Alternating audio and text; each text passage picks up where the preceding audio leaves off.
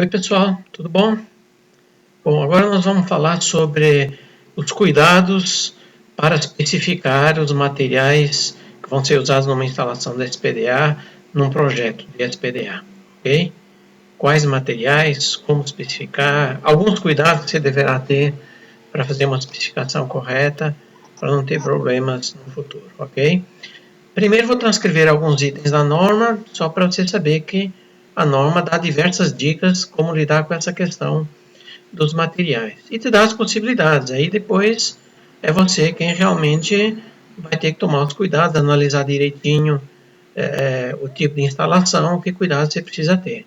O item 5.5 fala sobre componentes e fala que os componentes do SPDA devem suportar os efeitos eletromagnéticos da corrente da descarga atmosférica e as forças acidentais, previsíveis sem serem danificados.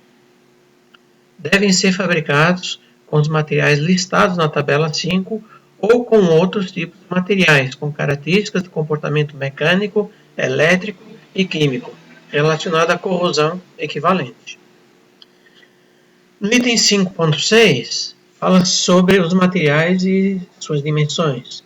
Então, materiais e suas dimensões devem ser escolhidos tendo em mente a possibilidade de corrosão tanto da estrutura a ser protegida quanto do SPDA. Então, a norma está falando o seguinte: cuidado com locais onde possa haver corrosão, ambientes agressivos, orla marítima ou uma indústria com produtos químicos, precisa ter esse cuidado. Em atmosferas comuns, o cuidado é seguir o que a norma já pede, né? Nós vamos ver em seguida, tá ok? Não é recomendável que condutores de descida sejam instalados em calhas ou tubulações de água pluviais, mesmo que eles sejam cobertos por materiais isolantes. Porém, se essa for a única alternativa possível, disponível, o projetista deverá fazer uma análise criteriosa, levando em consideração que se trata de um local úmido, podendo apresentar riscos de formação de paraeletrolítico, possibilidade de entupimento devido à presença de folhas e outros tipos de elementos. Para os casos acima citados, o projetista deve deixar documentados as dificuldades e os riscos existentes, bem como ações que devem ser tomadas para minimizar riscos. Tá? Então, que ações devem ser tomadas para minimizar os riscos? Ele está falando o seguinte: a princípio, você não deve usar as calhas metálicas de tubulação de águas pluviais. Isso, hoje em dia, não é muito comum, mas em edificações tomadas pelo patrimônio histórico, edificações mais antigas, e isso é coisa muito comum. Sejam tubulações de ferro fundido, sejam tubulações de aço galvanizado mesmo, e o cuidado que você tem que ter é que ao descer, por exemplo, um cabo de alumínio ou um cabo de cobre, que é pior ainda, em contato com essa tubulação metálica, isso vai criar uma trilha galvânica, vai provocar corrosão que vai danificar essa tubulação e provavelmente também vai atingir o condutor de descida. Tá? Outro cuidado que tem que ter é com relação a materiais que eventualmente possam estar na calha, por exemplo, folhas. Okay? Se você for colocar esse cabo dentro de um duto, obviamente você tem que considerar uma tela, alguma coisa ali, que impeça das folhas descerem por essa tubulação e venham entupir essa tubulação e venham manter esse ambiente úmido durante muito tempo, aumentando a chance de corrosão do contato desse cabo com essa tubulação. Então, ações que devem ser tomadas para minimizar esses riscos. Que riscos? Os riscos de corrosão eletrolítica, ok? A presa de umidade nos dutos de água pluvial aumenta a possibilidade de corrosão nos condutores de descida. Foi o que eu acabei de falar. Recomenda-se evitar a utilização de materiais diferentes em um mesmo subsistema de aterramento. Quando não for possível, convém adotar medidas para evitar a corrosão. Então, se está usando, por exemplo, o seu eletrodo de aterramento com cabo de cobre e a sua descida com alumínio, você tem que ter cuidado para evitar a formação de pilha galvânica. Nós já vimos isso num outro vídeo, que é o vídeo que eu chamei de conector de medição de SPDA. Eu falo sobre essa junção aí, tem que ter cuidado para isso não virar um problema.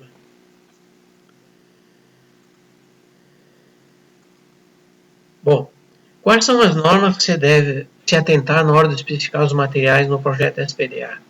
Bom, em primeiro lugar, a própria 5419, ok? 54-19 tem a tabela, na parte 3, a tabela 5, 6 e a tabela 7, que são tipos de materiais e locais. Aqui na tabela 5 são os locais onde esses materiais podem ser usados, e a tabela 6 e 7 é o dimensionamento para captação e descidas, no caso da 6, e para eletrodo-aterramento, a tabela 7, ok? Depois nós temos outra norma, é a norma de fios e cabos de cobre para instalações aéreas. Não existe uma norma para cabos para serem usados em SPDA, como não existe uma norma para haste e aterramento para SPDA, como não existe uma norma para peças de aço galvanizadas para SPDA, como não existe uma norma de cabos de galvanização ou de hastes para subestações. Então, existem normas para cabos, para galvanização, para haste e aterramento, para conectores e para outros acessórios que podem ser aplicados em SPDA, instalações elétricas e outro tipo de instalações, inclusive até telefônicas, ok? Essas normas são para serem usados de acordo com a necessidade e o tipo de instalação que você vai usar, ok? Então, são basicamente 4 normas que você tem que ficar atento. 5419, 6524 de cabos e fios, a 6323, que é galvanização a fogo, e a 3571, que são as hastes de aterramento, cobreada e acessórios. Bom, agora nós vimos a tabela 5 da norma 5419, que eu falei anteriormente. O que é importante ver aqui é que o cabo de cobre ele pode ser usado ao ar livre, na terra, ou no concreto, ou reboco, ok? Mas não pode ser usado no concreto armado. Não é permitido. Por quê? No concreto armado nós temos ferragens. E se eu tiver um cabo de cobre em contato com uma ferragem de aço, nós vamos ter uma pilha galvânica. Então não é permitido. Então todos os ambientes ele é permitido, inclusive no solo, que é um ambiente bem agressivo, mas no concreto armado não. No concreto normal, sem ferragem ou no reboco, ele é permitido. Quero destacar aqui outro material, o alumínio, que é muito usado. Então, ele pode ser usado ao ar livre, mas não pode ser usado na terra, nem no concreto, nem no reboco, e nem no concreto armado. Em resumo, o alumínio não pode ser usado em locais úmidos, porque ele se degrada, ele fica quebradiço ao passar dos anos, perde suas características eletromecânicas e se destrói em poucos anos, seja enterrado, seja no concreto ou no reboco, ok? Então, esses são os dois materiais que nós mais usamos em instalações de SPDA, e estou dando destaque para esses materiais, mas obviamente tem o aço galvanizado a fogo, não tem restrição nenhuma, o aço inoxidável também não tem restrição nenhuma, e o aço revestido por cobre, que tem no concreto armado, tal como tem o cobre, ok? Beleza? Então, esses são os materiais que você pode usar, e esses são os ambientes onde ele pode ser usado. E aqui nessa coluna nós temos os agentes com os quais esses materiais se corroem mais, onde nós vamos ter problemas de resistência, oxidação, agravados. Por exemplo, no caso do cobre, com componentes sulfurados, materiais orgânicos e conteúdos de cloretos, altos conteúdos de cloretos. Ok? Essa tabela é bom conhecer ela e consultá-la. Com relação à galvanização, eu queria abrir um parênteses aqui para falar rapidamente, não vou tomar muito tempo, sobre galvanização, porque tem muita gente no mercado que confunde galvanização, acha que é tudo a mesma coisa. Existem basicamente, eu não sou especialista em galvanização, mas vou explicar para vocês de uma forma mais fácil que vocês entendam. Existem basicamente 2 tipos de galvanização. A galvanização eletrolítica, que é também chamada galvanização a frio, e a galvanização a fogo ou a quente. A galvanização eletrolítica é usada para acessórios, peças, dispositivos que vão ser usados em ambientes abrigados dentro da edificação, como por exemplo eletrocalhas, parafusos, eletrodutos para instalações internas, parafusos, arruelas. Então, o uso somente em ambiente interno. O zinco é feito nessa eletrodeposição, ele tem baixa penetração no aço, não suporta ambientes úmidos e a durabilidade não é de muitos anos. Se ficar somente no ambiente interno, ele realmente tem muitos anos de vida útil, sem problema nenhum. Bom, mas o que é que acontece? No SPDA, como nós vemos aqui, ó, eu botei aqui para mostrar a diferença com essa aqui. Ó. Quando você fala de peças e acessórios que vão ficar ao tempo, as intempéries, né?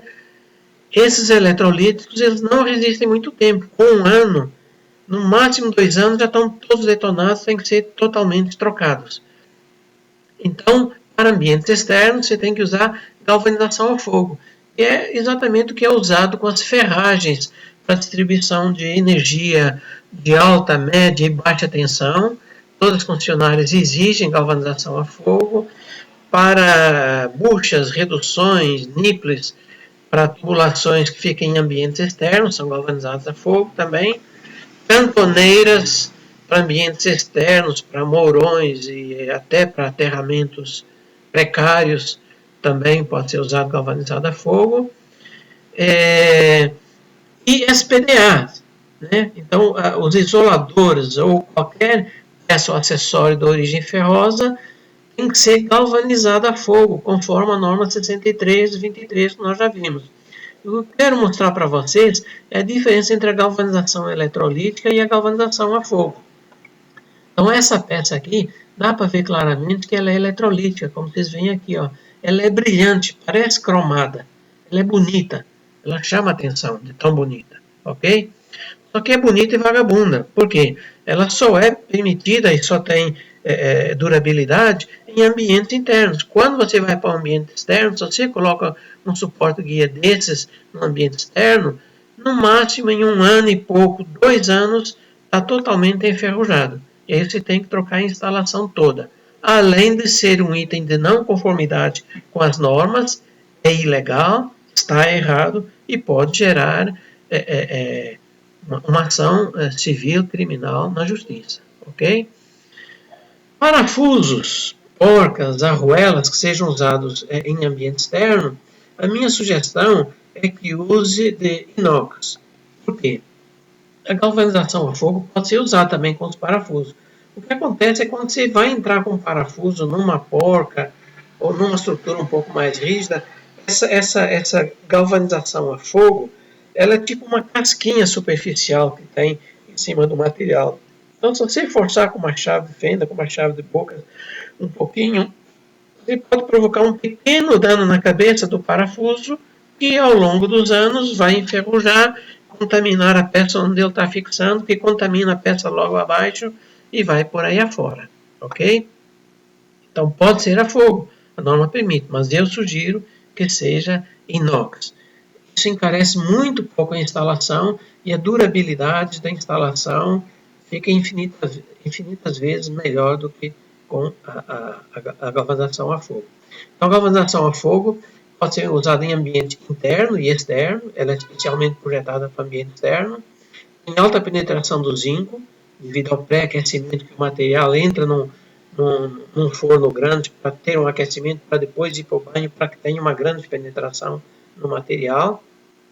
Suporta ambientes úmidos e as intempéries, tem uma durabilidade em torno de 30 a 40 anos, e todas as concessionárias de serviço exigem. São as concessionárias de energia e telecom e serviços de internet e TV a cabo e tudo mais, porque são ferragens que ficam expostas.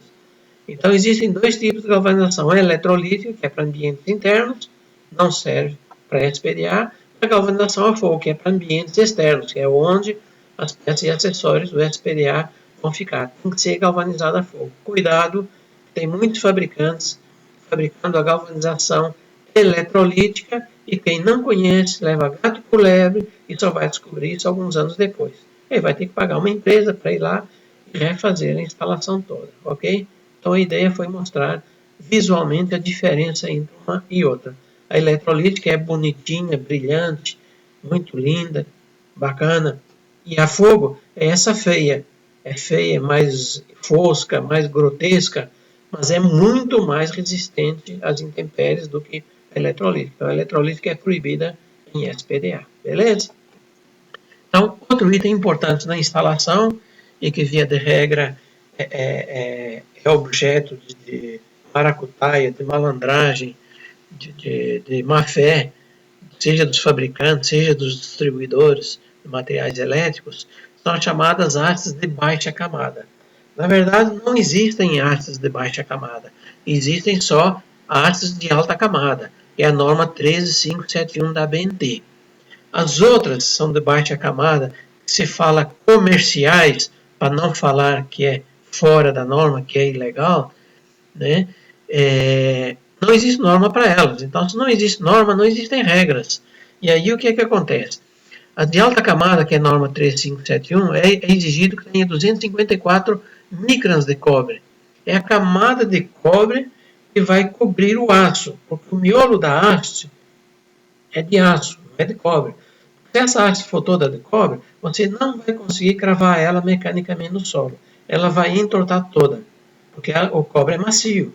Ele não tem rigidez mecânica. Então, essa haste é feita com aço especial, o núcleo dele, e a periferia tem uma crosta de cobre, um banho de cobre, de 254 microns, para proteger o aço, para não deixar ele enferrujar. Mas como você vai descobrir essa haste, se é de alta ou se é de baixa camada? Tem duas dicas importantes que você pode guardar, são fáceis. A primeira é que a cabeça e a ponta da haste tem que estar usinadas. Se ela não tiver usinada, tiver cobreada, ela é de baixa camada. Essa norma 3571 exige que o aço fique exposto, ok? Mas de baixa camada, o fabricante, para ficar livre delas rápido, ele nem se dá o trabalho de tornear elas. E outra coisa importantíssima, tem que vir escrito isso aqui em baixo relevo na haste de aterramento. 254 microns, que é a espessura de cobre, NBR 13571. Ok? Isso aqui é o número de lotes do fabricante, não interessa, mas interessa essas duas coisas aqui. Ó. Então, se tiver isso impresso em baixo relevo, essa informação aqui, porque normalmente os fabricantes escrevem outras coisas aqui, 10 microns, 15 microns, escreve qualquer outra baboseira aqui na frente, tem que ser isso aqui, 254 microns, NBR 3571. Essa é a normalizada, mas a cabeça e a ponta usinadas. Se o fabricante escrever isso e não tiver 254 microns, é crime. É crime, pode processar, que ele facilmente vai perder na justiça, ok? Então, além da camada de cobre na haste, as que existem, as mais vendidas, as chamadas comerciais, eles ainda roubam também no diâmetro. Essas hastes são de 14 milímetros ou 19 milímetros, dependendo se são de 5 oitavos ou de 3 quartos, né? Só que eles usam diâmetros muito menores e você não consegue visualmente no olho identificar se ela é de 14 ou se é 19. Então você tem que ter um paquímetro para medir o diâmetro. Então eles tentam roubar de tudo que é jeito. Infelizmente no Brasil nós temos dois Brasis, né? Um sério, que é a minoria, e um jeitinho brasileiro, né? Que é a maioria dos fabricantes, dos revendedores e todo o pessoal dessa cadeia produtiva, ok? Os fabricantes falam que são os revendedores que querem comprar a mais barata e os revendedores falam que são os fabricantes que empurram. Na verdade, existe uma cumplicidade dos dois. E, na verdade, sobra tudo para o consumidor, que leva gato por lebre, ok? Bom, outra encrenca que nós temos na área de SPDA é a questão dos cabos. Mais uma vez, existe uma norma, existem, na verdade, duas normas, né? Eu já falei que é a 6524 e a 5419, de 2015. Ela fala que o cabo de 50 milímetros quadrados ou de 35 seria para captação e descidas, e os 50 milímetros quadrados para o solo, para o eletrodo de aterramento. Ele tem que ser, no caso do aterramento, 50 milímetros quadrados, o diâmetro de cada perna, de cada fio desse aqui, 3 milímetros de diâmetro, ok? E a formação de, no máximo, 7 fios. Então é fácil, você vem com paquímetro ou com micrômetro aqui, mede o diâmetro. Se tiver menos de 3 milímetros, não é o cabo 50 milímetros quadrados, é menos. Eu vou mostrar um exemplo em seguida, um exemplo prático, tá ok? O que eles fazem no mercado? Eles botam um cabo com mais pernas, você vê aqui está o de 7 fios, né? Eles botam essas aqui mais fininhas, botam outra camada de 19 fios, e isso aqui visualmente dá a ideia que é o mesmo que isso aqui, mas na verdade não é. Quando eu fiz esse exemplo aqui, ó, de 45 milímetros quadrados, isso foi uns 15 anos atrás.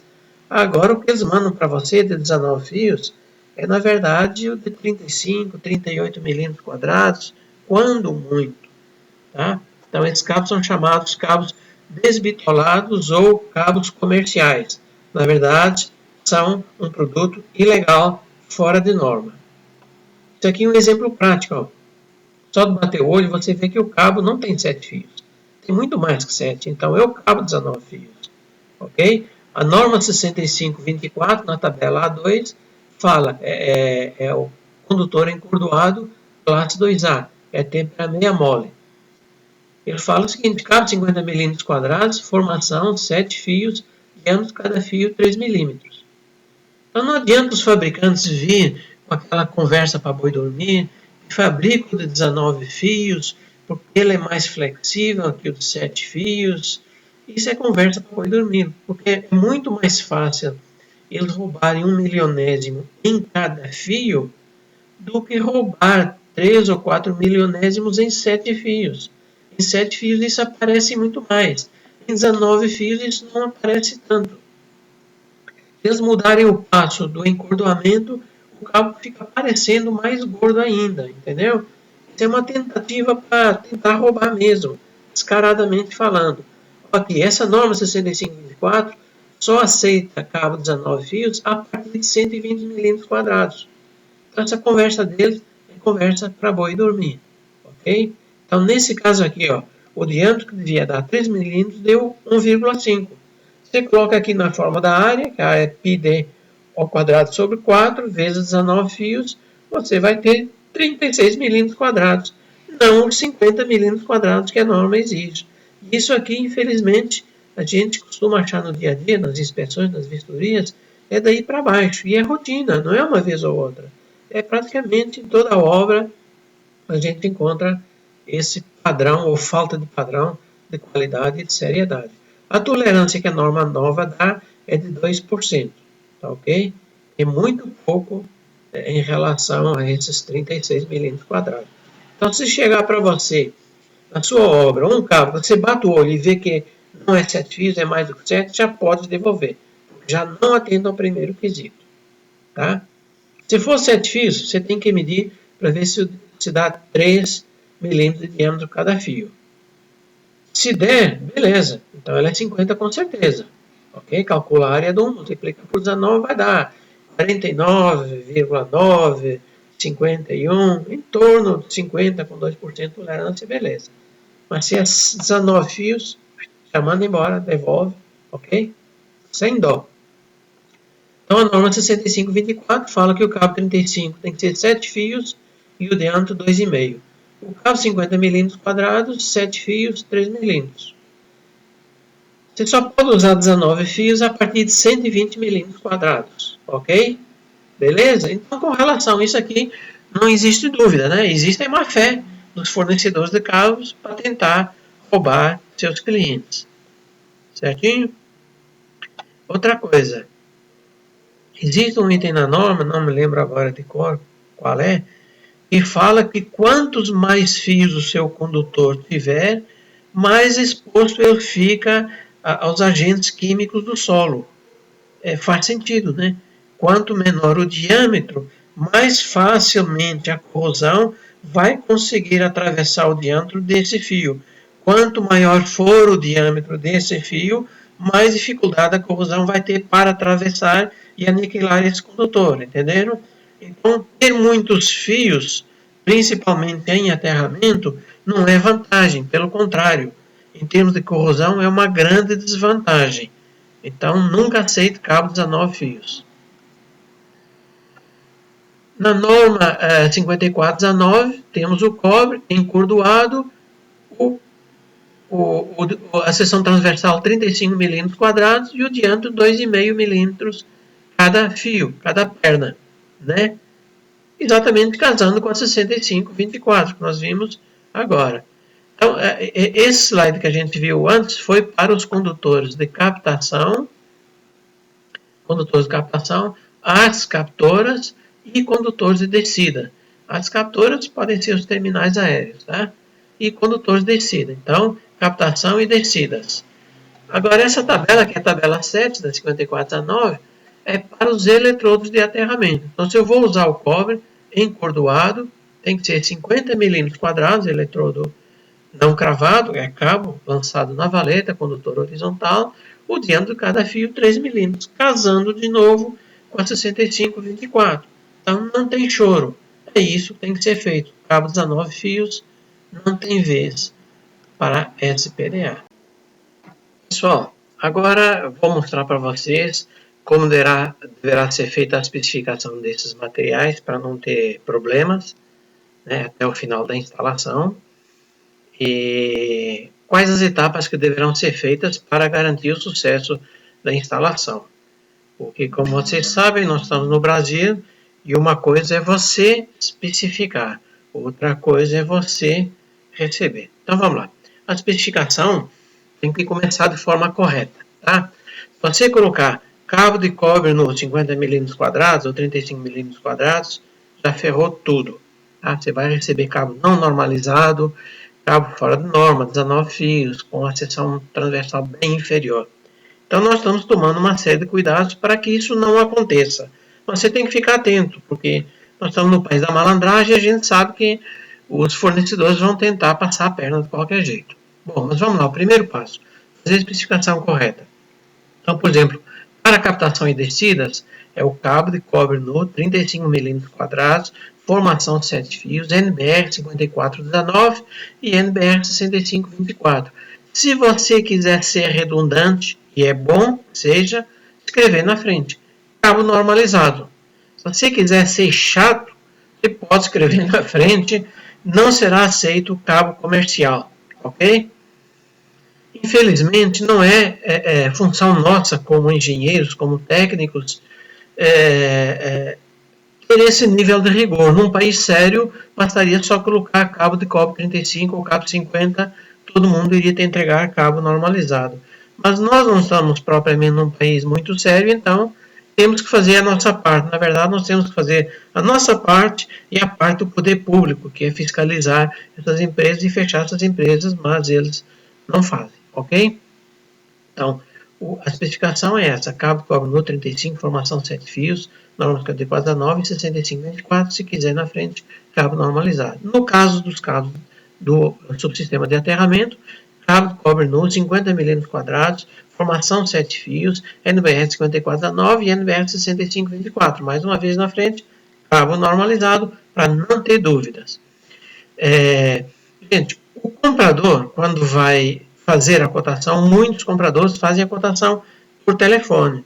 Ele tem que falar essa especificação toda. Na verdade, como o volume de dinheiro é muito grande, os cabos é um dos itens, se não o item que mais pesa numa instalação da SPDA, o ideal é que isso seja feito por escrito, não verbalmente. Senão depois eles vão falar, mas você não falou que era cabo normalizado, a gente achou que era um cabo comercial, todo mundo compra comercial e parapapá, aquela lenga-lenga que a gente já está acostumado. Então formalize isso, manda a descrição conforme está escrito aqui. Não tem erro para a margem. Entregou errado, sofra as consequências, ok? No caso das hastes de aterramento, você, se colocar haste 5/8, 2/40, já ferrou. Vão mandar a haste comercial, tá ok? De baixa camada. Então tem que ser haste cobreada, alta camada, 254 micras, aqui o diâmetro 5/8 por 3 metros. NBR 3571. E também, se quiser ser redundante, escrever na frente haste normalizada, para não ficar em dúvidas, ok? Bom, eu dei um exemplo de um tipo de haste, tá? Pode haver, existem outros diâmetros, 5/8, 3/4, outros comprimentos de 1 metro, 2,40, 3 metros. Eu dei um exemplo apenas de uma haste das mais usadas. O diâmetro é o que menos influencia na questão da resistência e da impedância do aterramento. O comprimento, em termos de resistência para malhas específicas, pode dar uma diferença dependendo da estratificação do seu solo, ok? Então, se você for usar outro tipo de arte, por exemplo, 3/4 por 2,40, escreva aí, ó, 3/4 de polegada por 2,40 metros, a norma é a mesma, 3,571. No caso das ferragens, peças e acessórios de origem ferrosa, você vai especificar suporte, guia, galvanizado a fogo conforme norma 6323. A abraçadeira galvanizada a fogo. Então, tudo que seja de origem ferrosa tem que ser também mencionada a norma 6523. Ok? Beleza. Vamos então para a próxima lâmina e última. Como garantir a aquisição e aplicação dos materiais da SPDA? Como eu falei, especificar é uma coisa, entregar é outra. Então vamos lá. O primeiro passo é, primeiro, especificar corretamente no projeto conforme nós acabamos de ver, ok? A especificação correta é fundamental. Especificação correta na lista de materiais do projeto. Também, não adianta só escrever no projeto. A lista de material tem que acompanhar a mesma descrição, senão vai dar bode. Especificação correta na cotação ao mercado ou licitação. Se você vai cotar isso no mercado, como eu falei, não é bom que você faça isso por telefone. Mas se você o fizer, seja bem explícito, leia toda a descrição. Se você só falar cabo 50 milímetros quadrados no de cobre, acabou, você vai levar o cabo cobreado. Tá? E aqui é um item importantíssimo, o comprador tem que ser instruído. Se houver grandes variações, gente, se houver mais do que uns 3, 5% de diferença entre os preços, é óbvio que está havendo bandidagem aí. Porque o cabo é uma commodity, como arroz e feijão, e todo mundo sabe o preço do arroz e feijão. O cabo é a mesma coisa, existe cotação diária, obviamente, como ações e outros materiais nobres. Então, é uma commodity, não tem muito por onde fugir. Diferenças grandes, acima de 5%, pode ter certeza que está tendo algum tipo de problema. Então, não compre o mais barato, compre o melhor. Tenha certeza que você está comprando o melhor.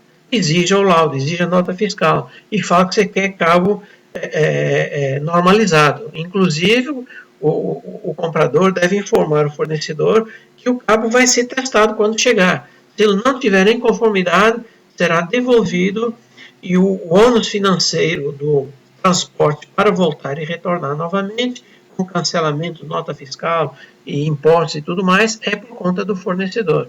Seja bem agressivo nessa questão da compra. Isso vai garantir um dos sucessos da instalação. Beleza. Outra coisa, não compre por quilo, e sim por metro. Se fizer conversão por quilo e comprar por quilo, aí é que eles vão deitar e rolar e mandar um cabo desbitolado mesmo. Então, é aquela especificação que nós vimos, X metros, para uma bitola, para outra bitola ou para outra bitola. Beleza?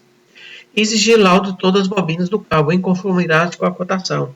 Gente, isso aqui não é garantia de nada. Estou cansado de ver nota fiscal, escrito que é cabo 50, estou cansado de ver laudo de conformidade do fornecedor falando que é cabo 50, e depois quando você mede a bobina, não é 50. Isso aqui é apenas mais, para dar mais um trabalho para eles e uma responsabilidade civil e criminal. Você tem documento na mão deles falando que é 50 ou 35 e na hora de receber não é. Se de repente você despachou isso por um azar para um outro cliente e não certificou, se der problema, você legalmente tem como acionar ele na justiça. Então, exija todos os documentos, desde nota fiscal, laudo das bobinas, de conformidade. Ok. Bom, checar no recebimento do material no almoxarifado.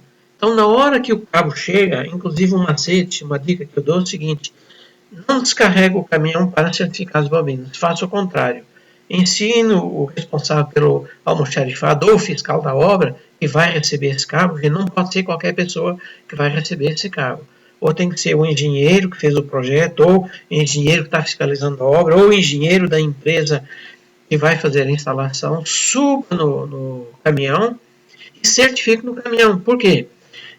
Se a descarga for manual, ou mesmo se for mecanizada, dá muito trabalho para tirar do caminhão. Depois que chegou no chão, se tem aquela quantidade de bobinas, 10, 20 bobinas, e ter que carregar tudo de novo, isso é dinheiro, é tempo, é risco, é perda de tempo também, né? Que é dinheiro, né?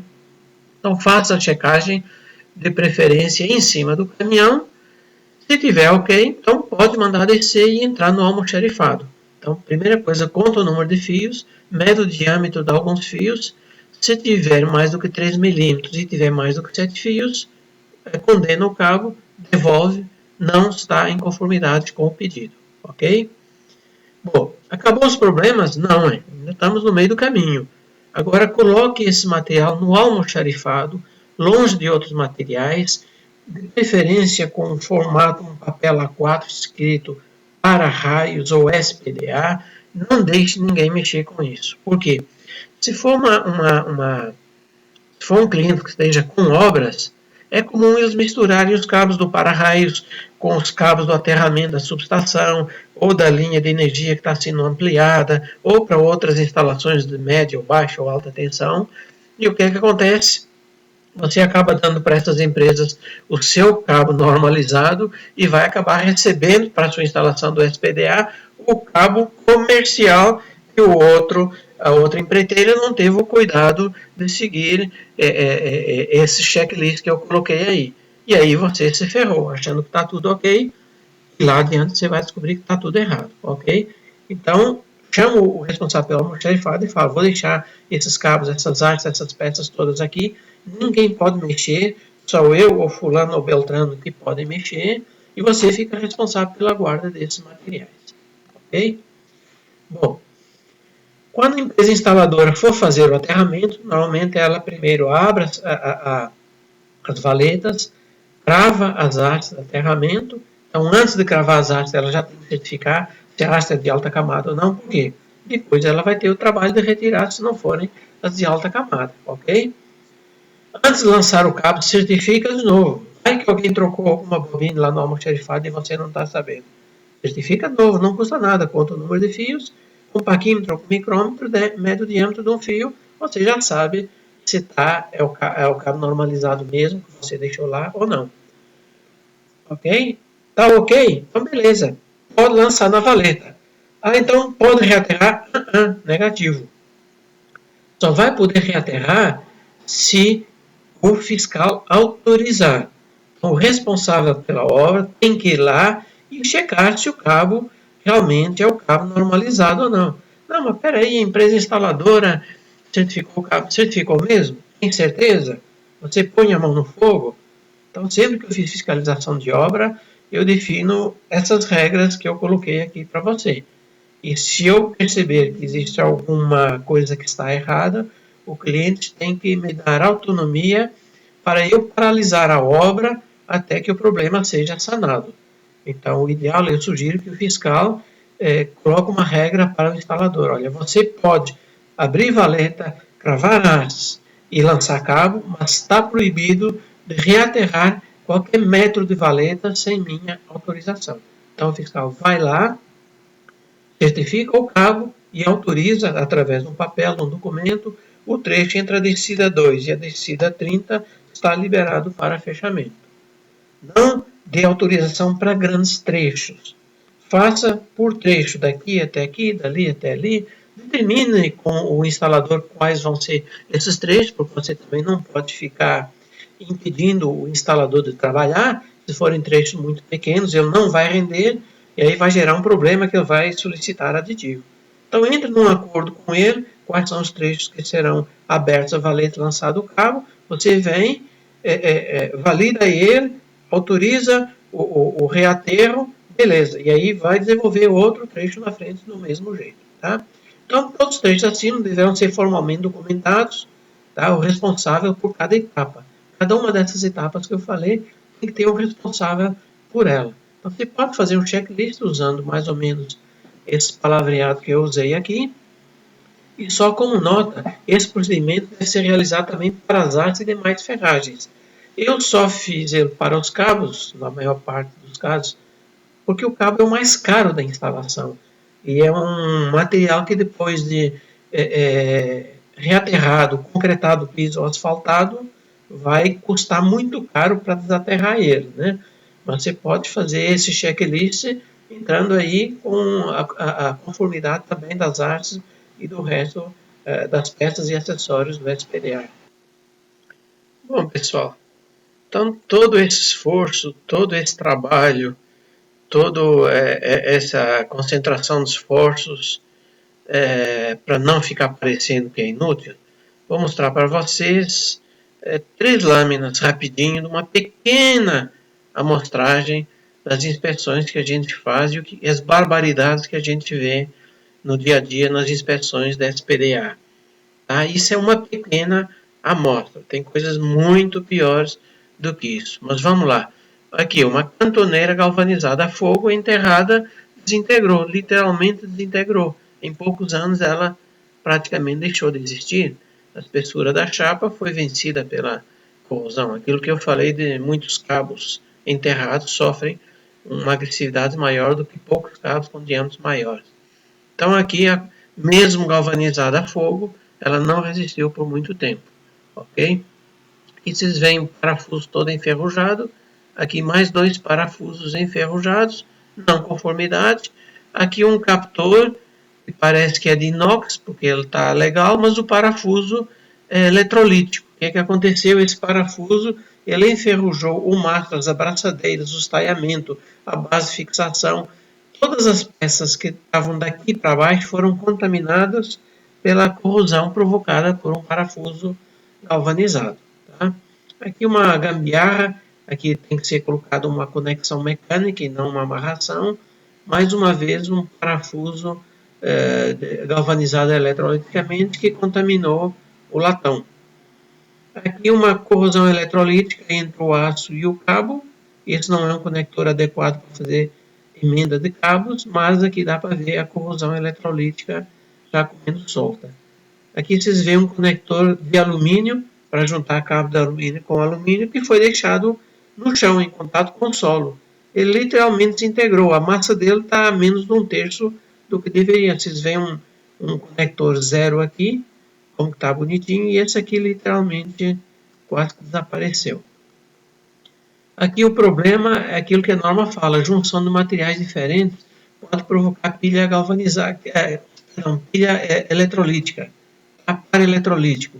Então vocês veem um cabo de cobre em cima de um rufo metálico de aço que oxidou. Com o passar do tempo isso vai enferrujando e causa perfurações no rufo. O rufo, a pingadeira, está lá exatamente para evitar a entrada de água na platibanda e trazer problemas de infiltração nos apartamentos no topo do prédio. Então essa oxidação já vai furar naturalmente o rufo. Então isso já é um problema sério, além do dano que isso vai causar também no cabo. Aqui nós vemos uma caixa de equalização que deveria ter sido instalada internamente, foi instalada a externa edificação. Então as intempéries tomaram conta da caixa e em pouco tempo ela está desintegrando, se desmanchando. Então isso é uma caixa para uso interno. Existe uma caixa de equalização para uso externo. É uma chapa mais grossa, é uma pintura epóxi e não uma pintura comum como essa aí.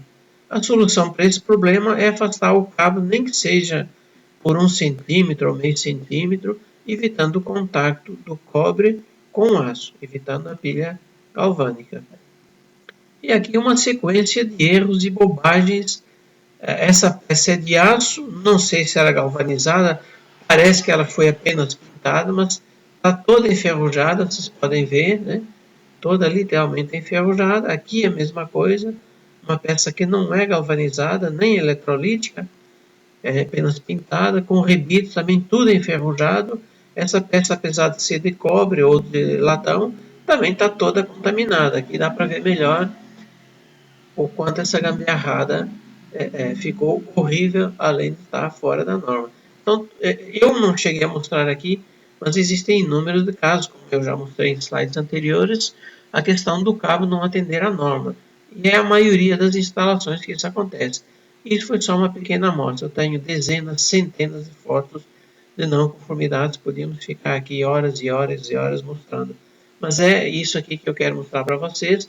Todo esse esforço para a gente garantir que os materiais tenham uma qualidade mínima para ficarem expostos às intempéries sem oxidar. Essa instalação, por exemplo, ela terá que ser toda refeita, agora com materiais adequados. Então o cliente, no mínimo, vai pagar a execução de uma nova instalação desnecessariamente. Se tivesse seguido os critérios mínimos da norma, não seria necessário refazer esse trabalho. Tá ok, amigos? Muito obrigado, um abraço a todos. Tchau.